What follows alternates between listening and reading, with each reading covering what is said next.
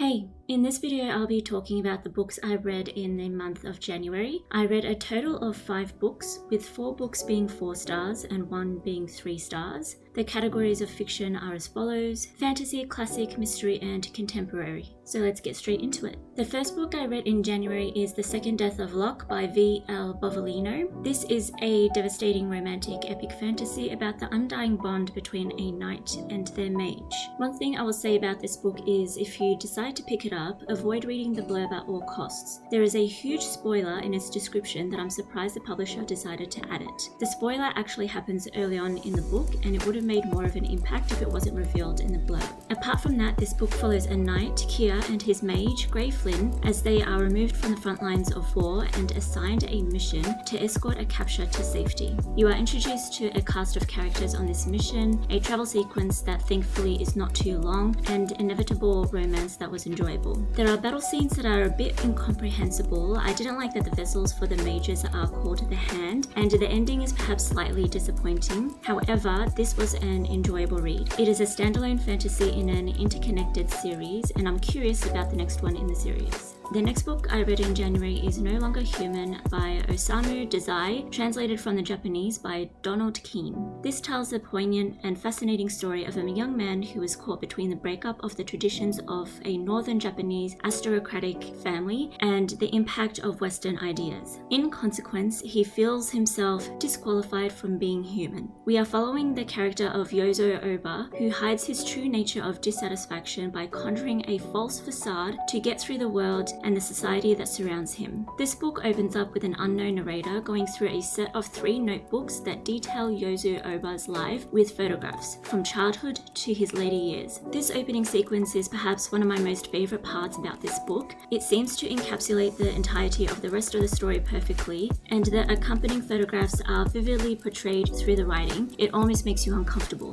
I also highly recommend a video called No Longer Human, the loneliest book I've ever read by the YouTuber The Salador, if you're interested in diving deeper into the story beyond its pages. The third book I read in January is A Death in Tokyo by Kigo Higashino, translated from the Japanese by Giles Murray, where Tokyo Police Detective Kaga is faced with a very public murder that doesn't quite add up, a prime suspect unable to defend himself, and pressure from the highest levels for a quick solution. I've come to realize that Kigo Higashino is not the greatest writer of writers, which feels like it should have been obvious, but I love his storytelling, his pacing, and the concepts that he comes up with. His books are like trying to figure out a puzzle, to which I never figure out, but I love that I enjoy the journey as well as the reveals. This story had heart and depth, mostly at the end, moments of tenderness, a thoughtfulness to the plot and its meanings. Kigo Higashino is one of those authors that give me a time worth reading more often than not. His mysteries tend to be weighted and his characters always serve a purpose. I enjoy this one very much. The next one I read was Jaded by Ella Lee, where a young lawyer wakes up the morning after a work gala with no memory of how she got home the previous night and must figure out what exactly happened and how much she's willing to put up with to make her way to the top of the corporate ladder.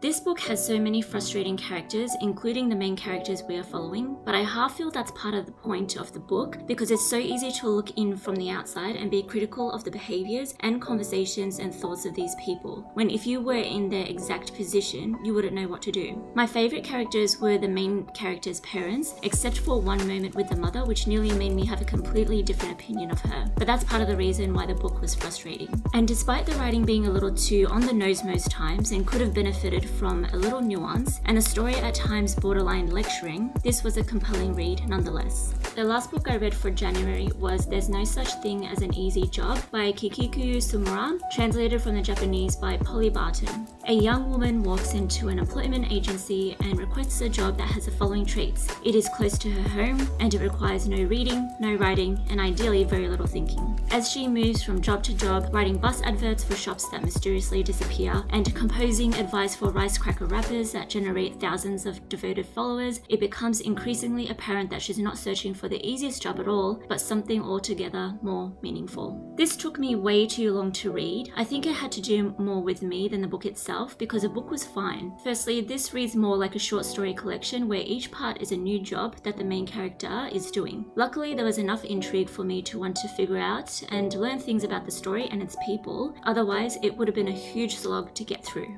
Another good thing this book does is make you care about the main and side characters. Where it falters though is that at other times I also did not care. The plot meanders at times and it's not as if nothing's happening. There is, it just gets sluggish sometimes. This book is 400 pages long and I feel like a sweeter length would have been 300 pages or less, especially since literally any part could have been cut from the book and it wouldn't have made a difference to the overall tone and theme. All things considered, I gave this one 3 stars. Not great, but not bad. That's it for the books I read for the month of January. It was actually a good reading month and for some reason I seem to gravitate towards a lot of heavier themed books. Although I didn't necessarily end the month strong, I still had a good time. I'm currently reading Finding Grace by Loretta Rothschild, and all I can say is I'm surprised I'm liking a book by a Rothschild. And for what I'll be reading next, I don't really have a set TBR since I'm such a mood reader, but I do have my eye on the following: Tomorrow and Tomorrow and Tomorrow by Gabrielle Zevin, Blue Sisters by Coco Mellors, and Even If These Tears Disappear Tonight by Misaki Ichijo. I always say I hope Ichijo publishes more books, and yet I haven't read her last 2, and so I've been thinking about that a lot lately. Also because her first book is a film on Netflix right now and it's piquing my interest again. Anyway, that's it for today. As always, take care of yourself and see you next time.